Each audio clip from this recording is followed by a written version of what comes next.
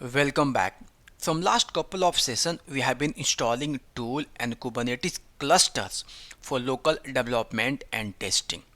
We have started with installing kubectl to manage Kubernetes and Kubernetes object. Then we have installed minikube for the local development and testing. Then we did kind Kubernetes cluster installation again for the local development and testing. And throughout this course, we are going to use kind cluster for local development and testing. Now in this session, we are going to understand pods in Kubernetes. So let's start with what is pod. Pod is the smallest unit that you can deploy in Kubernetes. And pod is nothing but a container. Well, now you maybe think pod is a container, then why do we really need a container? And so far you have been saying containers when you have been teaching the Kubernetes. Yes, and this is I did intentionally because I don't wanted to confuse you with the new term. So as I said, pod is nothing but a container. Literally, pod is nothing but this is a container. And this is how Kubernetes run a container. So Docker runs containers, Kubernetes runs pods. Yes, Docker runs containers, Kubernetes runs pod, but at the end, this is a container. Now let me give you very simple example. So I have my son, okay, and his boy. So his name is Priyans. So I call him Priyans, and my wife call him Priso. I call him Priyans, my wife call him Priso. But at the end, he is our son and he is boy, right? So his identity is not going to change. He is the boy and he is our son, right? So this is a different way of calling, right? So I call Priyans, my wife call Priso. So he is the boy, he is our son, right? Similar, when Docker used in the Docker industry, in Docker term, we call it as a container, but in Kubernetes term, we will call it as a pods, but pod is nothing but a container. So don't let you confuse. I have been not using this term earlier because this is the right time to really understand and do deep dive. So one thing keep in mind, when you are going for any interview, then there don't say containers. So Kubernetes don't create containers, it creates pods, and pods, within pods we have the containers. I will explain in a moment, but just I wanted to make it clear. Before I have been calling it as a containers because I don't wanted to confuse you. Okay, so now please understand it, and going forward, when you are working with the Kubernetes, always call pods, not container. So let me repeat once again. Pods is a smallest unit that you can deploy in a Kubernetes, and pods is nothing but a container. As I said, Docker runs containers and Kubernetes runs pods, but at the end this is container. But question is, why Kubernetes don't run containers directly? Well, so Kubernetes wraps containers inside the pods. Kubernetes runs the containers inside the pods, then this runs as a pods. You can think pod as a thin wrapper around one or more container. Yes, now this is the difference. So pod is a thin wrapper around one or more container. On another word, you can say pod is a group of one or more application that run as a container. Now you see here, this is a pod, and this pod one has one container. Now if you see this pod 3, it has the two container. So a pod can have one or more container.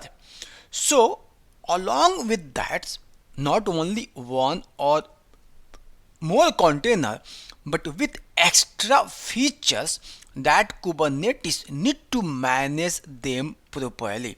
So what are these different features?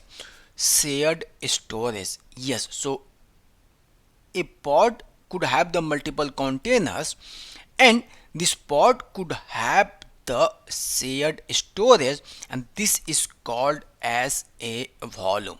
Now take example of this pod 4.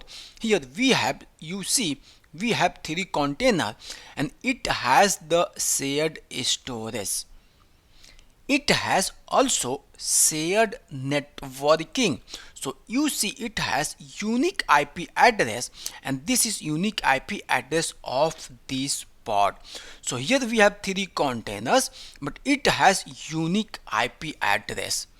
Now you may be think why we need this. Means technically a container need to has its own IP address. Well, you are right, but think differently.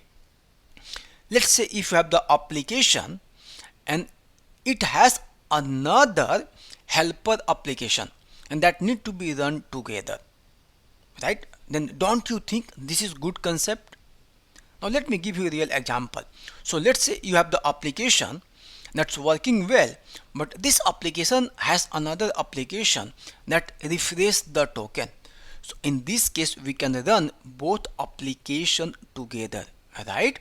And this will run as a container within a same pod, and when they are running in the same pod they are going to share same storage, same networking, and best part is that they can talk to each other on local host. Let me give you another example.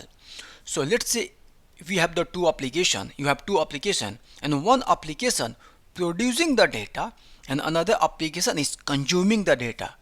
Then don't you think we should run these two applications together, right?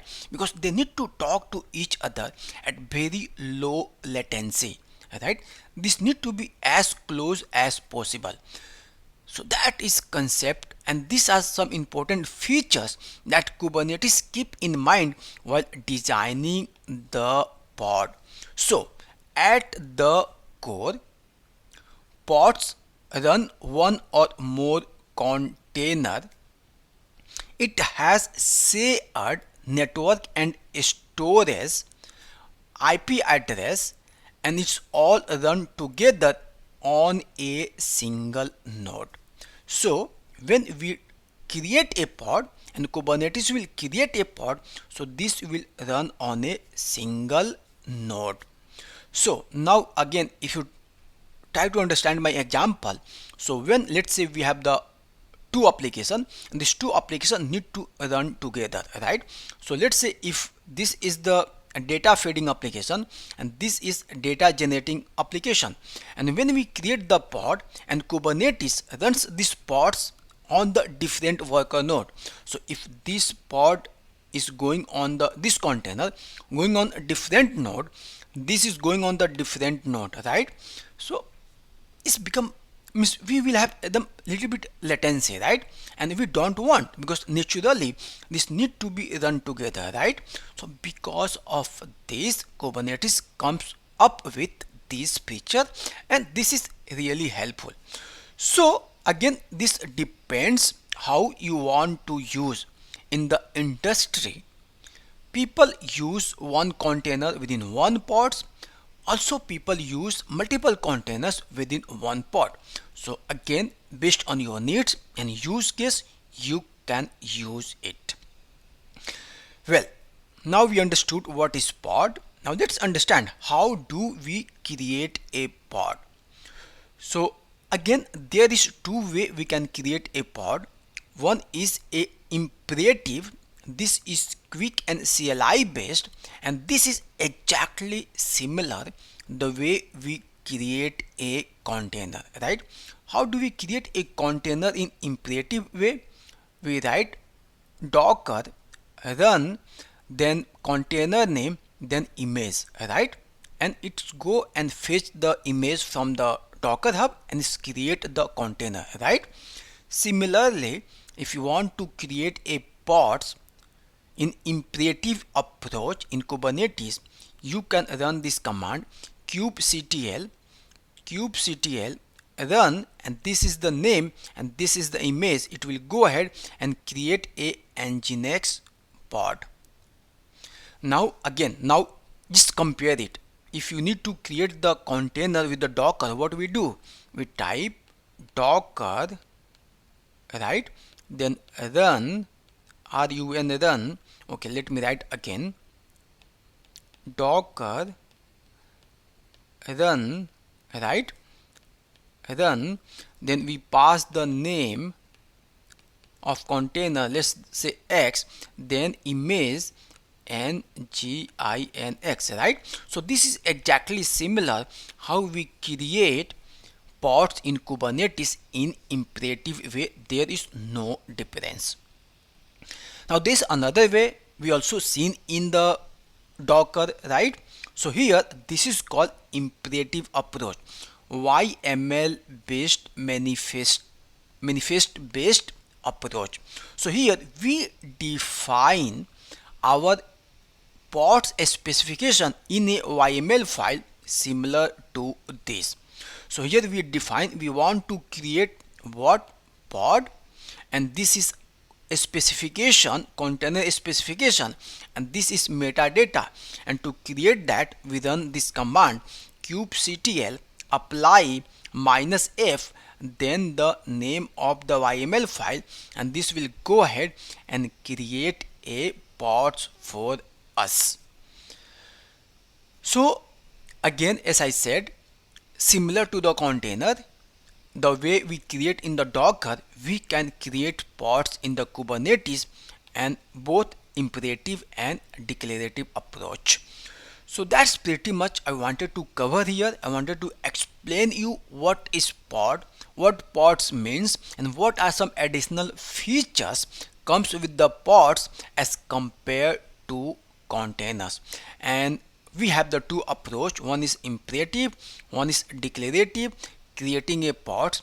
And the most of the time, not most of the time, 99.99% time we will be using declarative approach. And imperative approach is mostly used for just for testing, debugging. If you want to do some dry run, in that case we use imperative approach. Well, that's pretty much for this session. Thank you so much. In next session we are going to do hands-on and create a pod.